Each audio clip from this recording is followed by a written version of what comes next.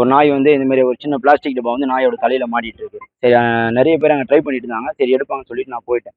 மறுபடியும் ஒரு மறுநாள் நான் வர சொல்ல அதே போல அந்த நாய் வந்து அந்த டப்பா வந்து எடுக்கல. அப்படியே சுத்திட்டு இருக்கு. யாருன்னா யார்கிட்டயும் அதை மாட்டல.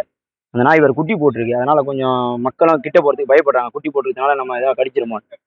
அதுக்கப்புறம் 2 நாள் அது வந்து சாப்பிடாதனால இப்போ கொஞ்சம் அதால பலன் இல்ல. கொஞ்சம் டயர்ட் ஆயிடுச்சு. அதனால நான் என்ன பண்ணேன் பார்த்துட்டு என் நண்பர்களை கூப்பிட்டு ஒரு 4, 5 பேரை அந்த நாயை இப்போ ரெஸ்க்யூ பண்ணி அந்த டப்பாவை எடுத்திருக்கோம்.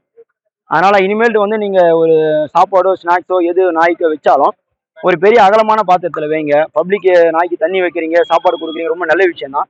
அத வந்து ஒரு அகலமான பாத்திரத்திலயோ, இல்ல கீழ ஏதாவது ஒரு ஒரு கவர் போட்டு வச்சீங்கன்னா, அது சாப்பிட்டு போயிடும். நீங்க வைக்கிறது இந்த சின்ன டப்பாவோ, இல்ல சின்ன டப்பா வேணா ஸ்நாக்ஸ் போட்டு கீழ போட்டுறீங்க. ஒரு சின்ன டப்பால பாத்திரத்த தண்ணி வைக்கிறதுனாலயோ, அது குடிக்க ட்ரை பண்ண சொல்ல, அது குடிச்சு தலை மாட்டிக்குது. இதனால வந்து அந்த நாய் உயிருக்கு ஆபத்து வருது. சில நாய் எடுக்க விடாது, சிலது ஓடிடுது, பிடிக்க முடியாது.